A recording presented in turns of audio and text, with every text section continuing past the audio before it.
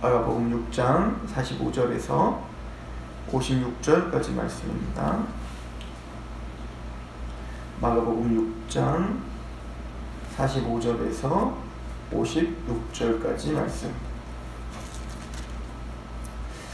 우리 함께 공독하도록 하겠습니다.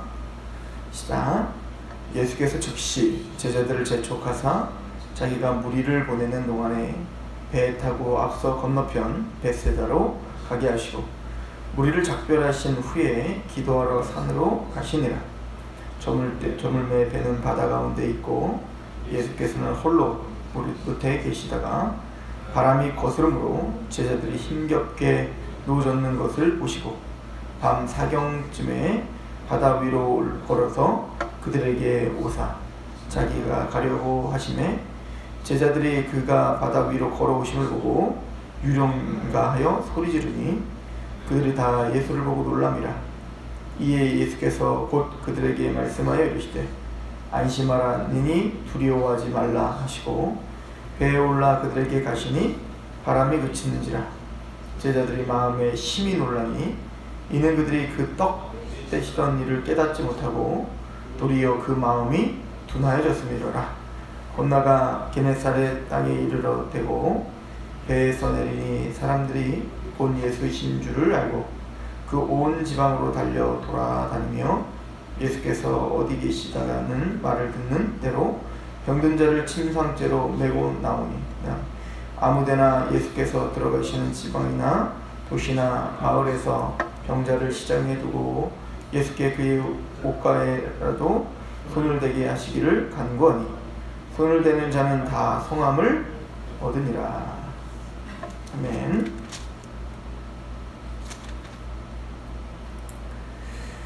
오병이어 기적을 베푸신 이후에 예수님께서는 제자들을 재촉하셔서 너희가 먼저 배를 타고 호수 건너편 벳세다로 가라 이렇게 말씀하시죠. 그리고 예수님은 홀로 기도하러 올라가셨다라고 이야기합니다. 우리가 요한복음을 어제 상고하면서 요한복음의 말씀을 토대로 보면 예수님께서 즉시 제자들을 재촉하셔서 빨리 떠나려고 했던 이유는 바로 그 무리들이 예수님을 임금 삼으려고 했기 때문이다 라고 했어요. 근데 예수님께서는 임금이시죠. 이따 임금으로 오셨잖아요. 이게 마태복음이 사실은 우리에게 주는 메시지인데요. 예수님 유대인의 왕으로 오셨다는 거예요. 그러나 그 무리들이 바라고 또 무리들이 기대하던 그런 왕은 아니라고요. 그러니까 그들이 원했던 왕은 바로 로마를 정복하고 그래서 이 땅에 항구적인 어떤 번영을 가져다주는 그런 왕을 원했지만 예수님은 그런 왕을 거부하신 겁니다. 그렇죠? 예수님은 대로 죽으러 오셨다는 거죠. 십자가를 지러 오셨다는 거예요. 그래서 사실은 오병이어 기적의 그 의미가 바로 내가 너희의 생명의 떡이다 라고 하는 거. 그래서 이제 그 예수님을 생명의 떡이다 라고 이제 말씀하시는 것은 우리 생명의 양식이라는 얘기시잖아요. 그래서 예수님의 몸이 찢기심으로 우리는 그 한 몸에 참여하는 거예요. 또 예수님이 그의 피를 다 흘리심으로 우리는 그 피에 참여하는 한 지체가 되는 거죠. 그래서 제가 이걸 반복적으로 설명을 했는데 예수님은 왜 본인의 이 복음을 먹는 걸 가지고 이야기했는지를 설명했어요. 신비한 연합을 설명하기 위함이라고 했죠. 즉 우리가 음식물을 먹을 때 떡과 포도주를 마시면 떡을 먹으면 우리 안에 떡이라고 하는 외부의 음식이 우리에게 들어오지만 그 외부의 음식은 내 살이 되는 거예요. 그냥 소화가 되어서 내가 되는 겁니다. 그리고 또 그 포도주가 내 몸에 들어가면 소화가 되어서 그 포도주는 내 피가 되는 거예요. 그러니까 예수 그리스도께서 우리에게 말씀으로 오셔서 복음이 우리 안에 들어왔을 때 예수님의 십자가 부활은 바로 내 사건이 되는 겁니다. 그래서 나와 예수가 그렇게 온전한 신비한 연합으로 하나가 되는 것을 이야기하는 거예요. 그러니까 예수님 바로 우리의 생명의 양식이다라고 하는 거예요. 그래서 예수님이 태어나신 곳이 베들레헴이어야 되는 겁니다. 베들레헴은 벳은 바로 그 집이란 뜻이고 들레헴은 바로 빵이란 뜻이에요. 그러니까 빵집이란 떡집이란 뜻이거든요. 그러니까 예수님은 바로 떡집에서 우리의 생명의 떡집에서 태어나신 겁니다. 그리고 바로 구유에서 태어나시는 겁니다. 우리의 먹잇감인 거죠. 즉 우리의 양식이라는 얘기인 거예요. 우리의 생명의 양식 대신 그 생명의 양식 되시는 예수님의 십자가의 희생으로 우리는 온전한 연합이 되어 바로 그리스도인 우리가 바로 예수의 생명을 우리가 연합할 수 있는 것이다. 이것을 설명하는 것이 바로 오병이어 기적이고 이건 성만찬의 의미가 되는 거예요. 그래서 우리가 복음을 듣고 그 복음을 눈으로 보는 복음이 바로 성찬식을 바로 눈으로 보는 복음으로 우리에게 허락하신 것, 계속 기념하는 겁니다. 맞습니다. 예수님의 십자가의 은혜가 예수님의 그 찢겨지시는 살이 또 흘리신 피가 바로 우리에게 영원한 양식이요 영원한 음료입니다. 그리고 예수님의 십자가의 그 고난에 내가 연합되었습니다. 이것을 고백하는 것이 바로 성찬이며 오병이어 기적인 것이죠. 그리고는 예수는 제자들을 먼저 보내시고 예수께서는 기도하러 홀로 기도하러 가십니다. 그리고는 그 사이에 제자들은 배가 이제는 바다 한가운데 호수 한가운데 있는데 폭풍우가 칩니다. 사실은 이런 장면이 한 번 더 있었죠. 그때는 근데 예수님이 그들과 함께 있었어요. 폭풍우가 쳤었죠. 근데 이번은 좀 다른 것은 예수님이 함께 계시지 않는데 이제는 폭풍우가 치고 있는 겁니다. 두 사건은 사실은 같은 것 같으나 약간 다른 것이죠. 저는 이렇게 생각을 하는데요. 첫 번째, 예수님이 함께 계셨는데 잠자고 계셨지 않습니까? 근데 제자들은 예수님과 함께 있어도 두려워했습니다. 그때 상황은 뭐냐면 예수님이 그들을 파송하시는 거였다고요. 그러니까 너희들이 갖는 그 길은 사실은 평탄한 길, 또 그렇게 좋은 일만 있는 길이 아니라는 거죠. 제자도라는 것은 십자가의 길을 걷는 것이고 좁은 길을 걷는 거예요. 그곳에는 우리를 대항하고 또 폭풍이 치는 것처럼 두려운 일들이 우리를 당황스럽게 하는 일들이 함께 있을 수 있다는 것입니다. 그런데 우리는 늘 예수와 함께 있지만 그 예수와 함께 있는 우리들은 그럼에도 불구하고 이 인간의 연약함이란 또 두려워할 수밖에 없는 존재라는 거예요. 그러나 두려워하지 말라는 거예요. 내가 너희와 함께 있다는 것이죠. 그러나 그들이 반드시 알아야 되는 것은 이제는 오병이어 기적을 통해서 우리가 고난을 향해서 이제는 가게 될 것인데 예수 그리스도께서 늘 우리와 함께 계시지만 이제는 예수님은 육체적으로 그들을 떠나실 거란 말입니다. 이제는 그들은 홀로 있는 것처럼 보이게 될 거라는 얘기인 거예요. 그래서 홀로 바닷가에 서서 폭풍을 맞닥뜨리게 되는 겁니다. 너무 두려운 거죠. 그럴 때 예수님께서 그 물 위를 저벅저벅 걸어오시는 겁니다. 사람들은 그 예수를 보면서 유령인가? 그 제자들은 유령인가 하고 더 놀라죠. 그렇죠? 그러니까 그들은 예수 그리스도의 신성, 예수님의 그 능력, 예수님의 권위를 그렇게 계속 보여주셨는데도 불구하고 그들은 예수님의 그 능력과 영원한 함께하심을 이해하지는 못하고 있는 거죠. 예수님은 그거를 알게 하고 싶었던 겁니다. 내가 너희를 곧 떠날 거라는 겁니다. 오병이어 기적을 보여주면서 내가 생명의 양식이야, 내가 생명의 떡이야, 그 얘기는 이제 내가 죽임을 당하고 내가 이제는 너희를 떠나야 된다는 거예요. 그러나 내가 너희를 떠나는 것이 너희에게는 유익인 것입니다. 왜냐하면 그래야 보혜사 성령이 오셔서 내가 너희와 늘 함께 할 거라는 것을 알 거라는 거예요. 그러나 그들은 이해할 수가 없는 겁니다. 그러니까 예수님이 나와 함께 있어도 겁나는데 예수님이 나와 함께 없는 것처럼 보이는 겁니다. 그러나 예수님은 그 두려워하고 있는 그때에 예수님은 그들에게 나타나시는 거예요. 나니 두려워하지 말라. 그리고는 또 폭풍을 잠재우시는 거죠. 여러분들 요한복음에 한번 그 줄거리를 보시면 요한복음 14장에 어떤 이야기가 나오냐면 요한복음 14장에는 바로 예수님께서 성령님을 소개하는 장면이 요한복음 14장, 15장, 16장에 나오게 되죠. 그래서 요한복음 14장을 한번 잠깐 가보시면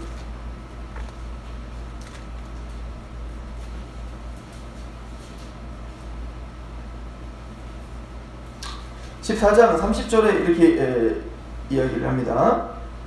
26절을 보시죠. 보혜사 곧 아버지께서 내 이름으로 보내실 성령 그가 너희에게 모든 것을 가르치시고 내가 너희에게 말한 모든 것을 생각나게 하리라. 평안을 너희에게 끼치노니 곧 나의 평안을 너희에게 주노라. 내가 너희에게 주는 것은 세상이 주는 것 같지 아니하니라. 너희는 마음에 근심하지도 말고 두려워하지도 말라. 내가 갔다가 너희에게로 온다 하는 말을 너희가 들었나니 나를 사랑하였더라면 내가 아버지께로 감을 기뻐하였으리라. 아버지는 나보다 크심이라. 이제 일이 일어나기 전에 너희에게 말한 것은 일이 일어날 때에 너희로 믿게 하려 함이라. 이후에 내가 너희와 말을 많이 하지 아니하리니 이 세상 임금이 곧 오겠습니다. 그러나 그는 내게 관계할 것이 없으니 오직 내가 아버지를 사랑하는 것과 아버지께서 명하신 대로 행하는 것을 세상에 알게 하려 함이로라. 일어나라 여기를 떠나자 하시니라. 그러니까 사실은 진짜 두려움이 곧 닥칠 거예요. 이 제자들에게 폭풍우와 치는 이 두려움이 아니라 정말 그의 인생 전체 가운데 고난에 즉 예수님이 십자가에 죽으실 거예요. 세상 임금이 와 예수님이 죽으시고 이제는 그 배에 자기들만 남아서 두려워하는 것처럼 이제 실제적으로 그의 인생들 가운데 예수님이 진짜 가치 없는 시기가 올 거라고요. 그러나 그때에도 예수님은 그들과 함께 있다는 것을 기억해야 되는 겁니다. 우리가 홀로 폭풍 가운데 두려워하고 있을 때 예수님은 무리를 걸어와 그 폭풍을 잠재우셨던 것처럼 그 예수님은 그런 모습을 보여주시고 그리고 나중에 이 요한복음 14장에 성령에 대해서 약속하고 계셨던 것을 기억해야 되는 것입니다. 요한복음은 오병이어 기적 사건 그 6장이었죠.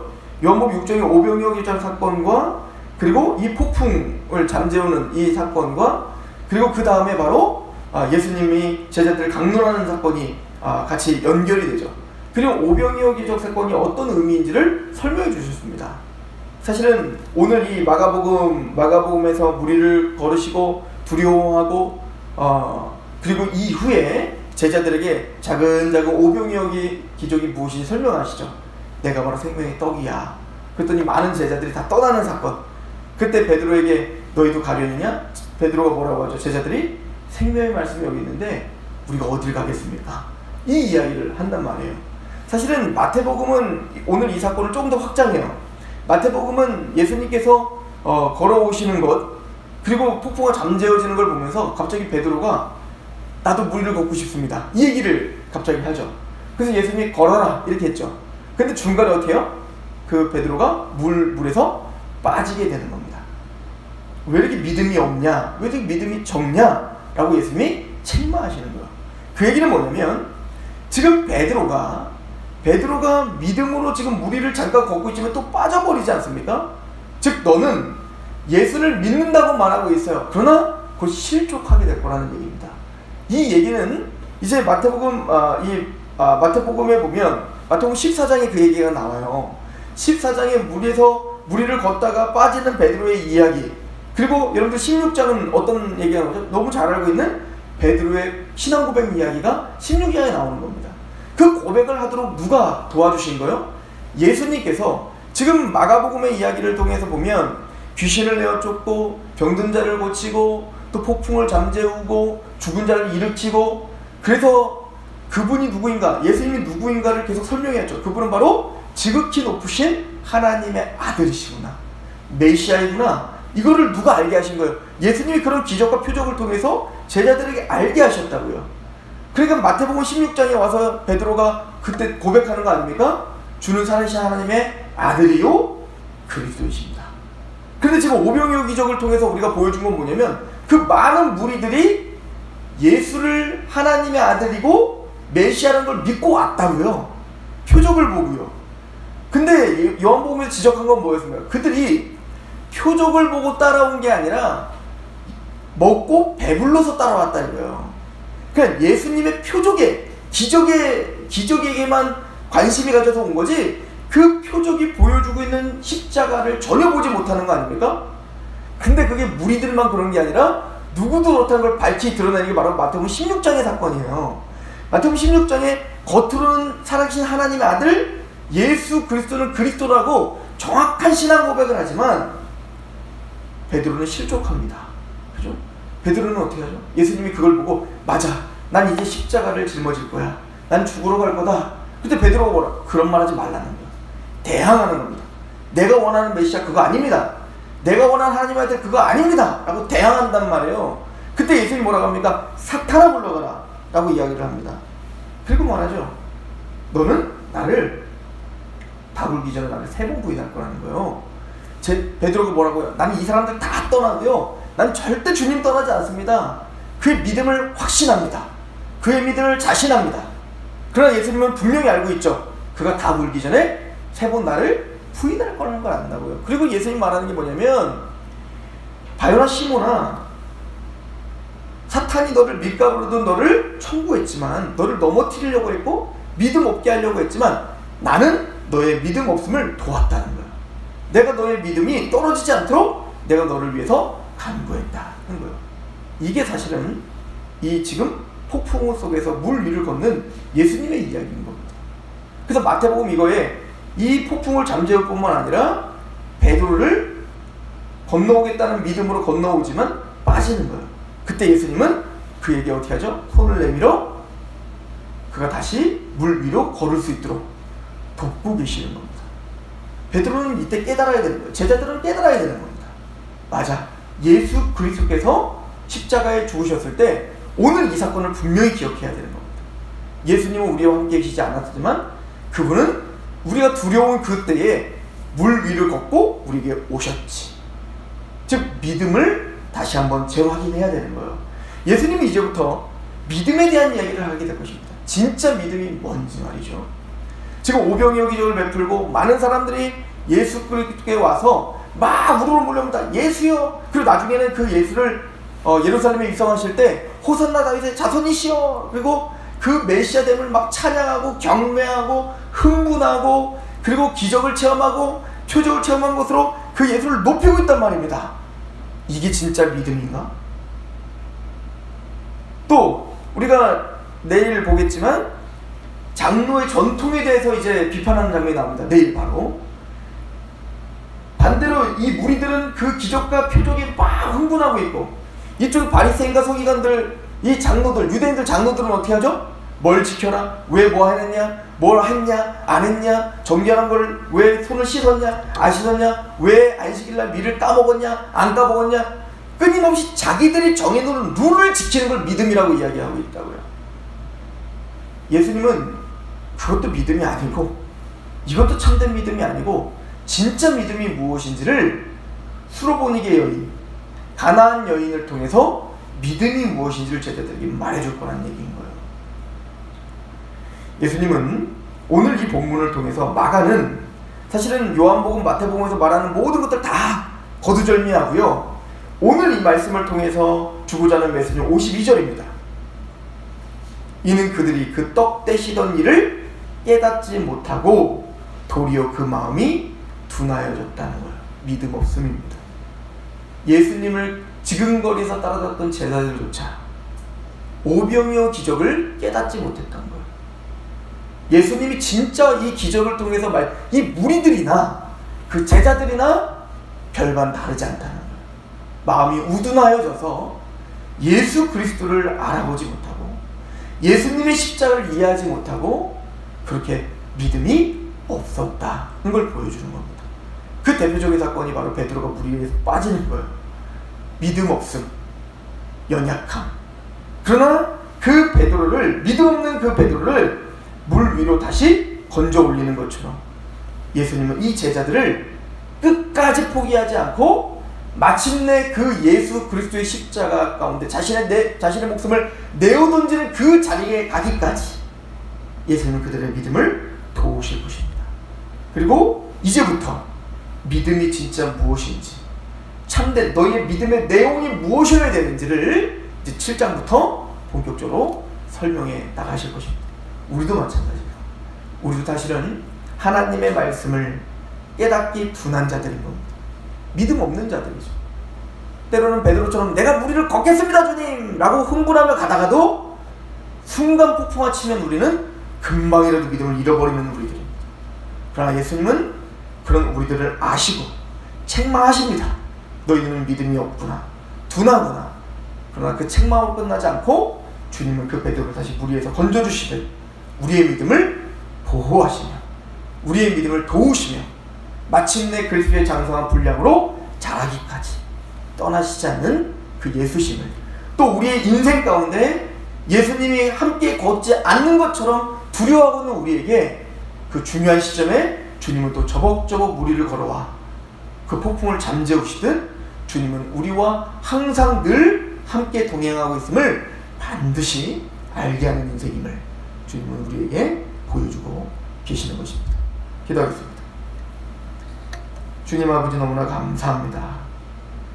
우리가 걷는 그 길이 혹 주님과 함께 동행하지 않는 항해와 같이 느껴질 때가 많습니다.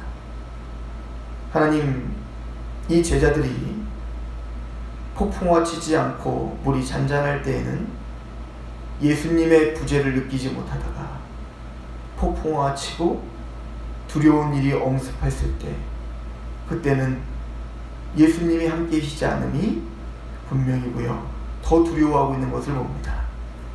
그러나 그때도 예수께서는 함께 계시고 그 물 위를 걸었고 그리고 폭풍을 잠재우시며 제자들을 보호하시고 그의 믿음을 지켜주시듯 우리 모든 인생의 폭풍 가운데 주님이 늘 함께 계심을 기억하게 하시옵소서. 표적과 기적을 통해 배부르기 때문에 예수님을 따르는 것이 아니요, 또 우리가 정해놓은 어떤 종교적인 룰을 지키는 것이 믿음이 아니요, 그렇게 예수 그리스도를 갈망하고 또 예수님이 아니면 우리는 이렇게 폭풍에서 두려울 수밖에 없음을 고백하며 예수님을 갈망하기를 원하시는 그 믿음의 자리로 우리를 인도하고 계심을 믿습니다. 주 하나님의 그 믿음 없음을 긍휼히 여기시고 오늘도 그 폭풍 가운데서도 예수 그리스도를 부여잡을 수 있는 믿음을 허락하여 주옵소서. 예수 그리스도의 이름으로 감사하며 기도합니다.